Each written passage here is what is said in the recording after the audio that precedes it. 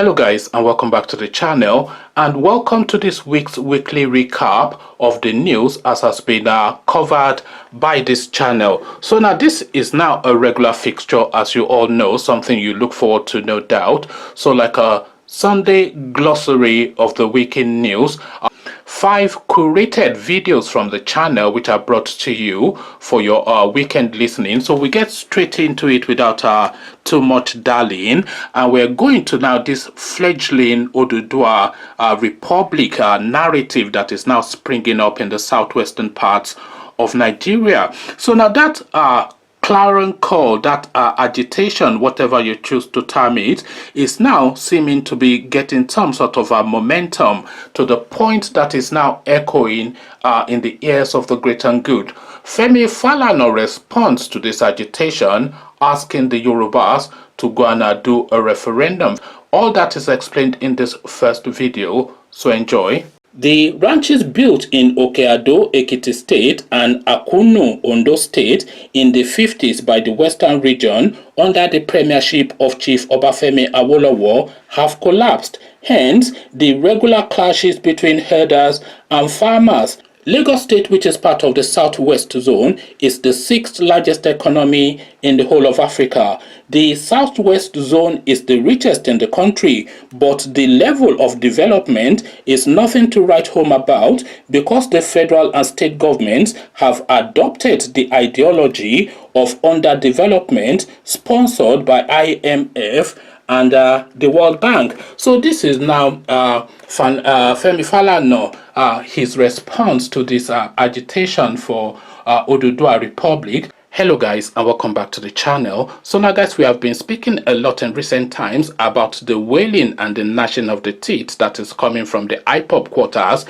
which we jocularly refer to as Nzobo Nzobo chanting. So it looks as though that echo is now reverberating within Yoruba land. So that Nzobo Nzobo is now being ricocheted back from Yoruba land as Ngbati Ngbati, because the Yoruba people now are now positioning. There's now murmurings, there's a ruffling of the leaves in Yoruba land in agitation for Oduduwa Republic. So shut up is the response of Femi Falana to this. As guys, I bring you this: Oduduwa Republic, a joke taken too far. A headline attributed to the senior advocate of Nigeria, Femi Falana. So that is what we're contending with. Oduduwa Republic, a joke taken too far. This is an opinion expressed by Femi Falana. So now let's not get into the details of it. Human rights lawyer and senior advocate of Nigeria, Femi Falana, has described the agitation for Oduduwa Republic as a joke taken too far by some people. Falana said this in his contribution to a debate on a WhatsApp platform on Sunday. The top lawyer was reacting to the proposed protest on October the 1st, 2020 by a group led by a professor of history, Banji Akintoye. According to Falana, he was not aware that any referendum had been conducted where it was agreed that the Yoruba people of the Southwest should opt out of Nigeria. He wrote, "Which Oduduwa Republic? Are these ethnic champions not carrying this funny joke too far? Where did the Yoruba people conduct a referendum to opt out of Nigeria? Midwest was carved out of Western region. Western states was split into Oyo, Ogun, Osun, Ekiti states because of alleged domination of certain Yoruba leaders. Have the Ekiti people mandated Professor Banji Akintoye to send them to Ibadan?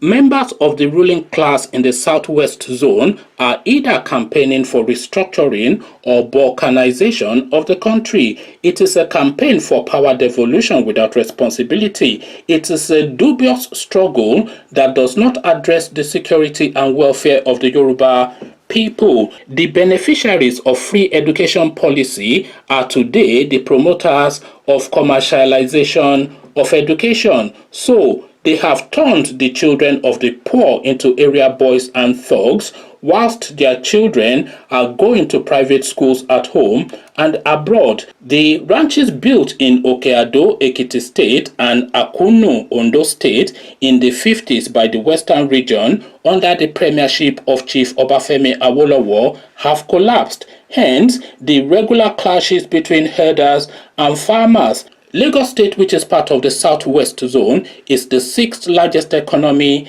in the whole of Africa. The Southwest Zone is the richest in the country, but the level of development is nothing to write home about because the federal and state governments have adopted the ideology of underdevelopment sponsored by IMF and the World Bank. So this is now Femi Falana, his response to this agitation for Oduduwa Republic. So this is still in the fledgling states, this Oduduwa narrative. This is just really the green shoots of it, and a lot of it really might well be in sympathy with the lot of noise that we're hearing from the eastern quarters, maybe just to tag along sort of thing. But really the agitation for it has not really taken a strong foothold yet. I know that there are going to be demonstrations in embassies in London and all over the world on the 1st of October asking for that Oduduwa Republic still, but the decisions on that are not yet on a firm footing and a lot of people are not yet on board. I think the calculations that the Yorubas are making is to wait till that 2023 to see what happens then, and if of course the power doesn't transit them back to the southern parts and especially to Yoruba hands, then of course then there will be no Nigeria. It's almost a certainty because of course the level of brutality that people have endured since 2015 till date in that country, the ravaging and the savaging of the Fulanis right across the whole swathe of the Nigerian space, the reasons why people have endured that is just to wait for them to have their turn so that the power can come back to the southern region. So if in 2023, and I know that El Rufai has been circling in the shadows and making night visits all over the place, calculating and permutating, so if the power doesn't transit back to the southern regions in 2023,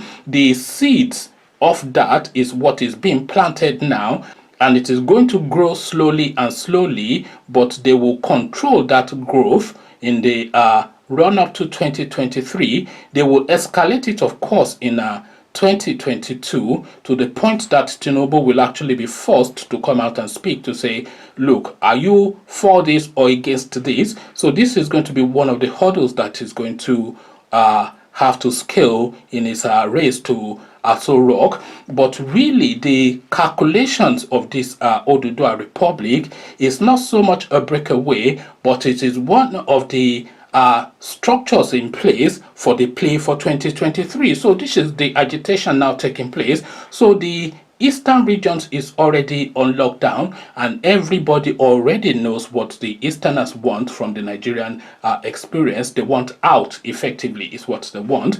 The Yorubas are sitting on the fence, but the green shoots of Oduduwa Republic is being planted. But the one calculation that these people might get wrong is once they see that, they cannot then control its growth in the manner that they think they might be able to. But shut up is the response so far from Femi Falana. Now, what says you? What are your thoughts? Come share them with me in the comment section. But before you do that, click on the red subscribe button so it turns gray. The bell button notifies you every time I drop a new video. Click on like as well because that helps with the YouTube algorithm. Once you've done all the clickings, come join me in the comment section. Come tell me what you're making of these murmurings and rumblings for Oduduwa Republic. So I'll leave you here. Carry this conversation on with you in the comment section. But here, I say peace.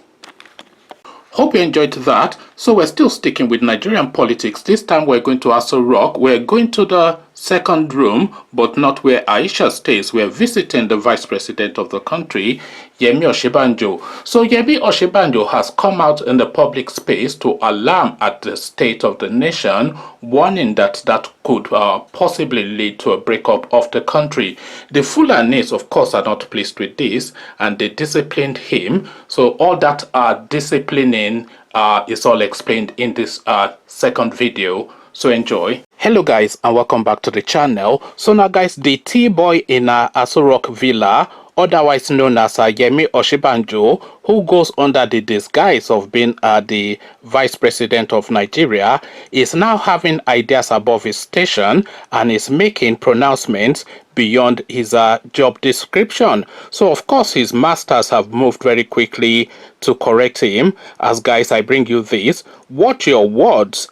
Arewa Consultative Forum tackles Osinbajo over Nigeria's breakup warning. So Yemi Osinbajo, who supposedly and on paper is meant to be the #2 citizen of the country, has come out in the public space to alarm at the state of insecurity in the country and upheaval generally within the country and tension, to alarm that we have to caution because the country is in danger of breaking up. But of course his masters have thought otherwise, and of course they have now moved quickly to correct him and send him back to the kitchen to go make tea. Watch your words. Arewa Consultative Forum tackles Osinbajo over Nigeria's breakup warning. So now let's now see how this master-servant relationship played out. A northern socio-political group, the Arewa Consultative Forum, has criticized Vice President Yemi Osinbajo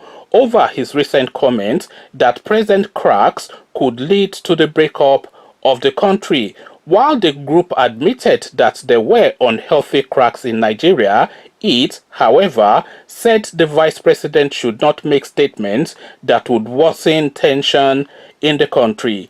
The ACF, so ACF obviously means Arewa Consultative Forum, the ACF cautioned Osinbajo against comments capable of creating further tension in the land. Osinbajo, who was represented by the Secretary to the Government of the Federation, Mr. Boss Mustafa, at an interdenominational church service in Abuja on Sunday to mark Nigeria's 60th independence anniversary, said, "Our walls are not yet broken, but there are obvious cracks that could lead to a break if not properly addressed." At the service, the SGF read Osinbajo's speech. The northern body acknowledged that the cracks in the country were unhealthy, but noted that the nation would overcome such. In an interview with the newspaper, the National Publicity Secretary of the ACF, Emmanuel Yahweh, whilst reacting to Yemi Osinbajo's comment, cautioned other Nigerian leaders to watch their words. The ACF spokesman, in an interview with the newspaper, said the cracks are unhealthy, but we expect the vice president to calm nerves and not make a pronouncement that would aggravate the situation. The ACF is hopeful that Nigeria will overcome its current travails as it did in the past, and even overcome a fratricidal war to break up Nigeria. To do this, Nigerian leaders like Osinbajo should watch their words. So Benue song is what the Malamis are saying to the supposed vice president of Nigeria, and you note that any time that Yemi Osinbajo ever pipes up in the public space to have an opinion, he is immediately shut down by these people.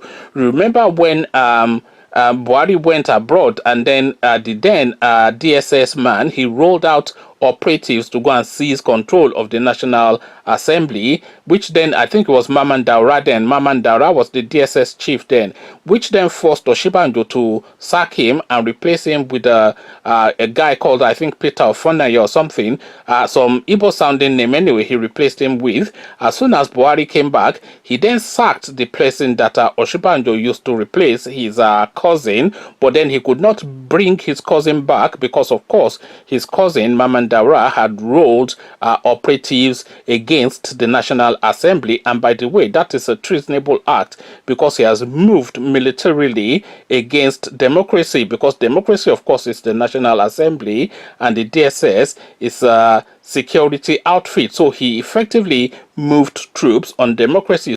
And of course, you remember earlier this year when they took virtually all of the parastatals, all of the portfolios under Osinbajo's office away from him, and I just put it there. They gave some of it to Sadiya Farouk and just split the rest amongst themselves so as to render him impotent effectively. And to the point, actually, when they actually sent him a circular. This is Yemi Osinbajo, the vice president, that any decision he makes has to be passed through the presidency. So who is the presidency? The presidency is an office. It's not just the president, but an office. And of course, we know that Malam Buhari is not fit for purpose. So it was effectively Abba Kyari then that was asking Yemi Osinbajo to be under his supervision. In fact, he wasn't even asking. He had effectively put Yemi Osinbajo under his supervision, because you recall, of course, Buhari said when he came back earlier on in 2019, rather, even as far back as 2015,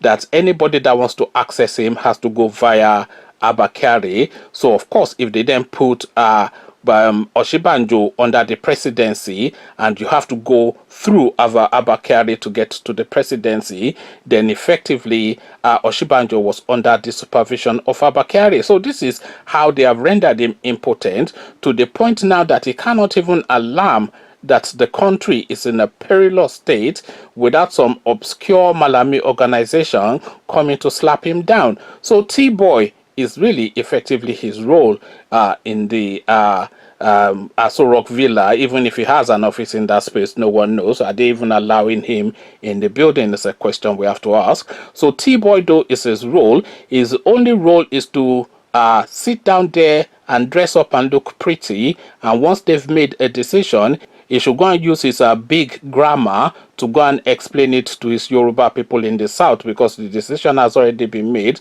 So you go and tell them with those big words that you know what we have said we are doing. That is his own role there. He's not allowed an opinion, and anytime he even wants to show any form of potency, they slap him down. The only places he's useful at is in market squares, handing out 10,000 naira to yaologers and pepper sellers. You saw how he was humiliated in the elections when they it's just sad to see really what they've turned that guy into. Conversations in the comment section. An obscure Malami group is telling the vice president of Nigeria to keep his mouth quiet, and this is where we are now within the Nigerian space. Come share thoughts. But before you do that, click on the red subscribe button so it turns gray. The bell button notifies you every time I drop a new video. Click on like as well, because that helps with the YouTube algorithm. Once you've done all the clickings, come tell me now what you think exactly Yemi Osinbajo's role is within this dispensation, the Malami structure. What role do you think he has? So I'll leave you here. Carry this conversation on with you in the comment section. But here I say peace.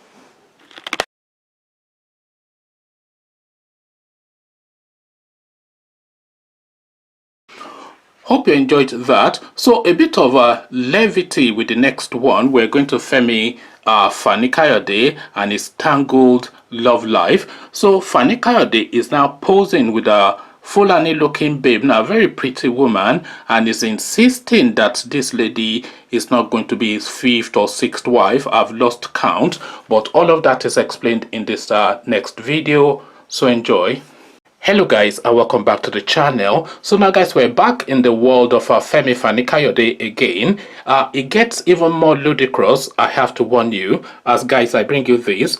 I am not getting married to the beautiful lady I posted on Instagram, a headline attributed to Fani-Kayode. It is laughable, and I did warn you. And this guy, of course, you already know what my thinking is. Quite a ridiculous sort of a person. Again, the headline, I am not getting married to the beautiful woman I posted on Instagram, a headline attributed to Fani-Kayode. So now let's now see what explanation backs this up. The former Minister of Aviation, Fani-Kayode, has dispelled rumors that he's getting married to another woman after photos of the other woman popped up on social media. Fani-Kayode has earlier shared photos of a woman called Halim Yusuf, and reacting to allegations that they are set to tie the knot, Fani-Kayode said, and this is what he wrote: "There have been wild speculations in the social media that I am planning to get married again.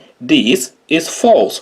Miss Halima Yusuf, who has been cited as my fiancée, is simply a dear friend and confidant who I have the utmost respect for and who I hold in high esteem. She, together with others, have been a source of immense comfort for me and mine at this time, and for this I am eternally grateful to her. I appeal to those peddling the falsehood that we're about to get married to please desist from doing so." So now this is not the most ludicrous thing that I have ever seen. I won't say ever because that will be stretching it, but this certainly is one of the most ludicrous things that I have seen in recent times. So here you have Fani-Kayode, a notorious playboy within the Nigerian space, especially in Lagos and Abuja, posting now endless pictures of this lady and himself in a cozy setting, sat together looking doe-eyed at each other, and is now describing as false news, as fake news, as speculations that there's a relationship going on there. So now what exactly is the intention behind him posting these pictures is the obvious question to go to, and the intention, of course, the logical reasoning is to invite the public to form thoughts within themselves that there is indeed a relationship going on there. So this is what he invited, and then now he holds his hands up in some false protestation that, oh, no, it is not like that at all. So ludicrous and ridiculous, but then of course this is what we have now come to expect of our Fani-Kayode. Conversations in the comment section is a light-hearted one, but then of course, I mean, anybody that follows this channel knows my thinking on Fani-Kayode. I think I was actually told off on my last video on him that I was too forceful in my opinions, but then of course I stand by that, and of course this now goes on to buttress what I am saying. Come share thoughts, but before you do that, click on the red subscribe button so it turns gray. The bell button notifies you every time I drop a new video. Click on like as well because that helps with the YouTube algorithm. So now look at these pictures and tell me what message you think Fani-Kayode is sending via them. So I'll leave you here. Carry this conversation on with you in the comment section, but here I say peace. Hope you enjoyed that. Next, we're going to the Attorney General of the Federation, supposedly Abubakar Malami by name. So now this guy, his tales of atrocities are well documented on this channel, but it never stops, and this is a person that is not even giving way, even in spite of all of the criticism that has been coming his way in recent times. So in this latest development, the Attorney General of the Federation is requesting that the Supreme Court of Nigeria sack an elected senator and replace that senator with his friend. All of that is explained in this next video, so enjoy. Hello guys, and welcome back to the channel. So now guys, we're back with the Attorney General of the Federation in Nigeria again, Abubakar Malami. It is no gainsaying, and it is not an oxymoron to actually describe this guy as a criminal. Guys, I bring you this. Nigeria's Attorney General Malami allegedly manipulates Taraba election case to favor neighbor. So now this is now the level that we have degenerated to now. This is a guy that was alleged to be selling vessels filled with oil out of his remit. I'm not sure if he's an oil dealer now, as well as being an Attorney General. We all know that it's a property developer. So again, the headline: Nigeria's Attorney General Malami allegedly manipulates Taraba election case to favor neighbor. So now let's now see what latest escapade the Attorney General is up to. As more revelations of malpractice by Nigeria's Attorney General Abubakar Malami comes to light, new information has been uncovered on how he is scheming to manipulate a Supreme Court ruling on the outcome of the Bali/Gasol Federal Constituency election in Taraba State.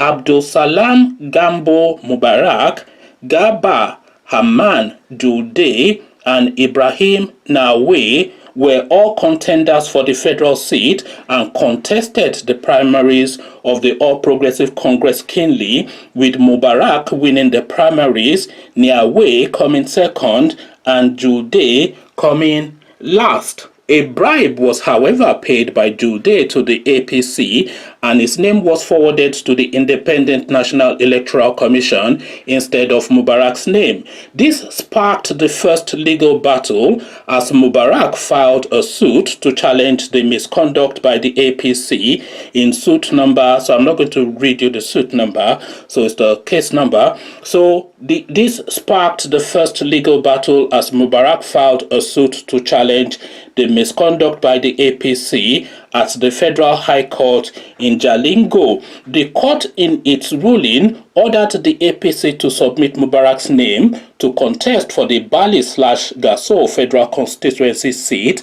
because he was the original and legal winner of the primaries. Jude, however, appealed the ruling at the Court of Appeal in Yola, asking the court to allow him to contest the election, and it was awarded in his favor, throwing out Mubarak's case. The latter, however, took the matter further to the Supreme Court, which set aside the ruling of the Court of Appeal and affirmed the initial judgment on June 3, 2019, after the National Assembly election had been concluded.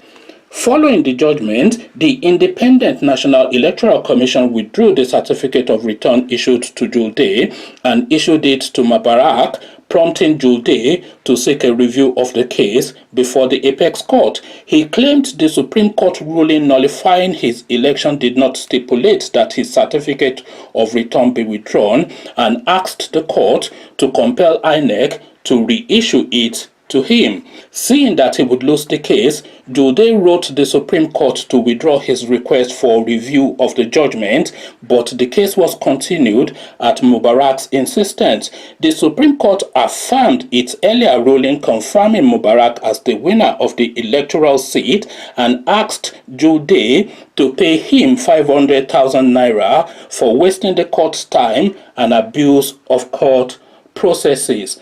Following the conclusion of the case, so now this is now where Abubakar Malami comes in. Following the conclusion of the case, Malami wrote an opinion to the court saying that the certificate of return should be given instead to Jude, who is his neighbor in the sprawling suburb of Gwarimpa in Abuja. Sensing that the AGF's illegal meddling would have an adverse impact on his already concluded case, Mubarak went back to the Federal High Court in Jalingo, asking the court to restrain INEC and the National Assembly from acting on Malami's opinion.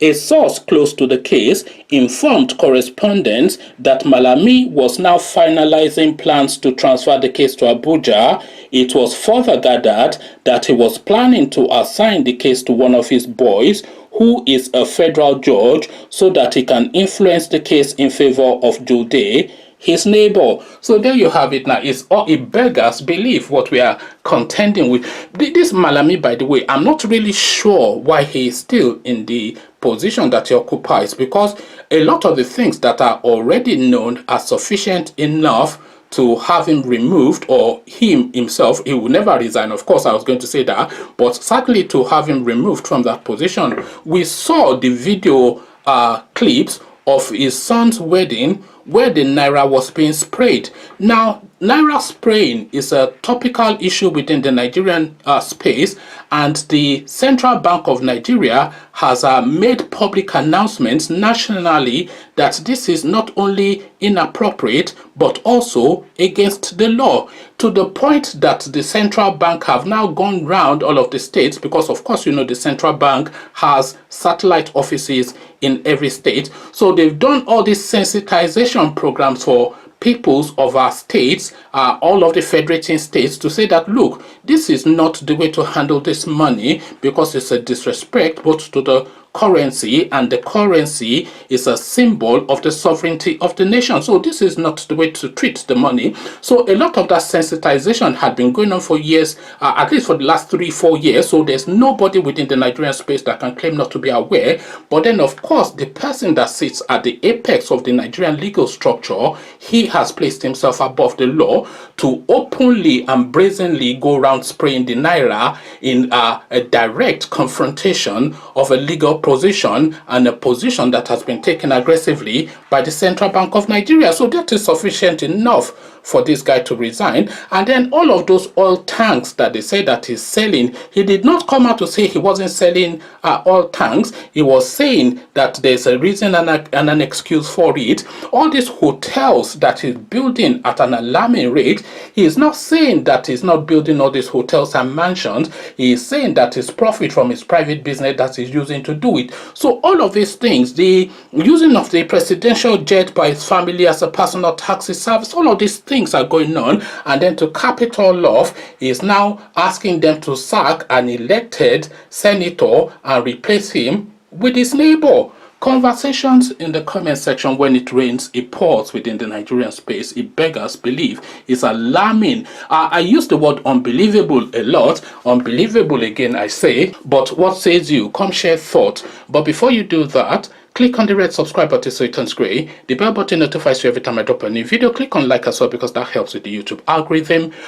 Once you've done all the clickings, come join me then in the comment section. Come tell me what you're making of this above the law now person that we have as the head of the Nigerian legal structure, the oxymoron, the contradiction. So I'll leave you here. Carry this conversation on with you in the comment section. But here I say peace.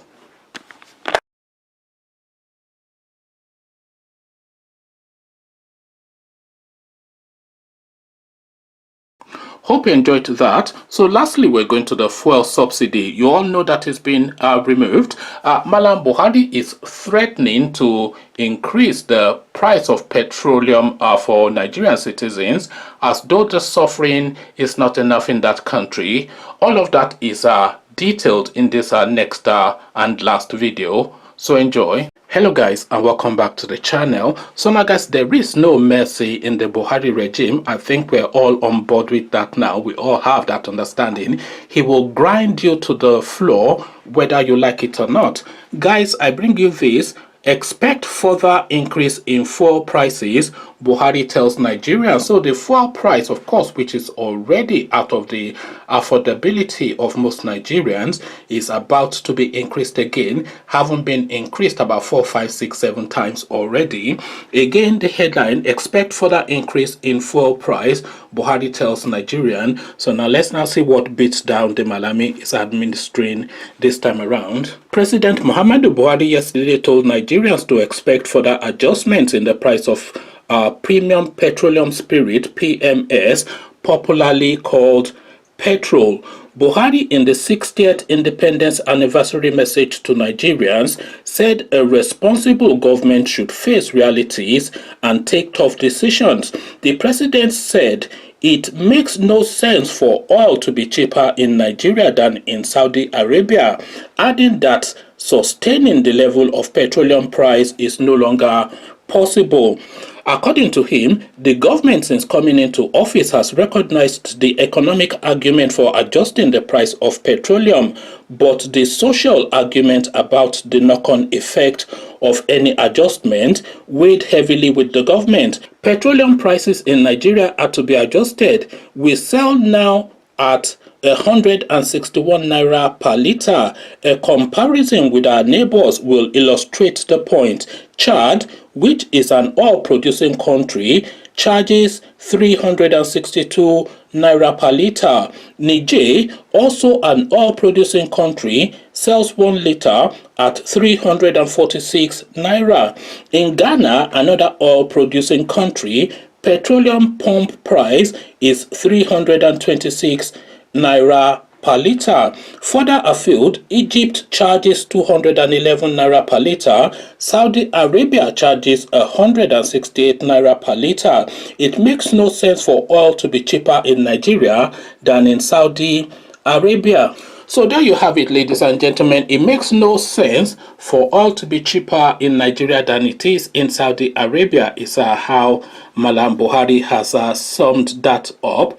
And there is a pushback on this. I'm not sure. Maybe I would actually do that pushback in a separate video, because that deserves a video by itself. But the comparison that a lot of people are making is that the average salary in Nigeria is 30,000 naira, but the average The salary in Saudi Arabia is 350 to 400,000 naira per month. So 30,000 naira in Nigeria per month, 360 or 50 to 3 to 400,000 naira per month in Saudi Arabia. So if we are making comparisons, then we have to compare whole with whole. So if you are saying that the prices in Ghana are cheaper, they have roads and electricity in Ghana. We don't have roads and electricity in Nigeria. And let me tell you how that impacts. The Ghanaian, he can buy food for a month in the safe knowledge that he has electricity to store that food, so he can bulk buy, which then affects his economy, of course.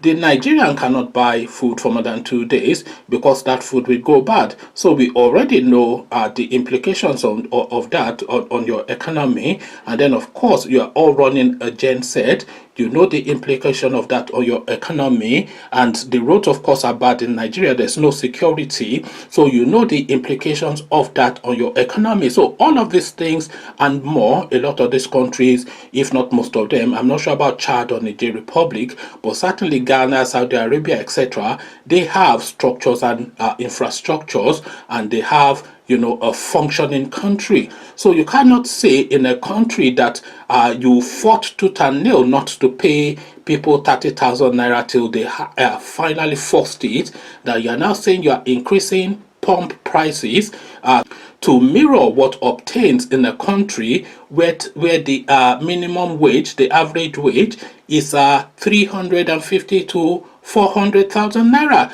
So it's not like for like, of course, but then of course we are contending with Malam Buhari. We're not talking about the sharpest tool in the box. It's not like we're not talking about some Harvard professor. We're talking about a Malami. This is a guy that just believes in brutality, and he will grind you to the ground. Conversations in the comment section, they are weighing even more on top of what is already the poverty capital of the world. Is really the takeaway from this. What says you? Come share thoughts. But before you do that, click on the red subscribe button so it turns gray. The bell button notifies you every time I drop a new video. Click on like as well because that helps with the YouTube algorithm. Once you've done all the clickings, come tell me now this never-ending increase in Nigerian fuel pump price continuing to escalate. So I'll leave you here. Carry this conversation on with you in the comment section. But here I say peace. Hope you enjoyed that, and that was the last video in this week's selection. So your reactions now to the selection is what I am interested in, and these reactions usually take place in the comment section. Did you particularly gel with any particular video? Did any particular video jar your senses? Do you have a reaction to the whole compilation? What are your thoughts? The fuel subsidy, Fani-Kayode, etc., Osinbajo, of course, still in that T-boy role that is now making his own within the villa space. So all of these selections, of course, are up for discussion, and the conversation usually takes place in the comment section. So I'll wait for you there.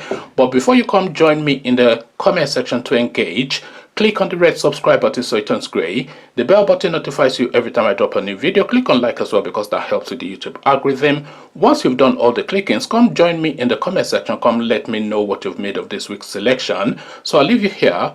Carry this conversation on with you in the comment section. But here I say peace.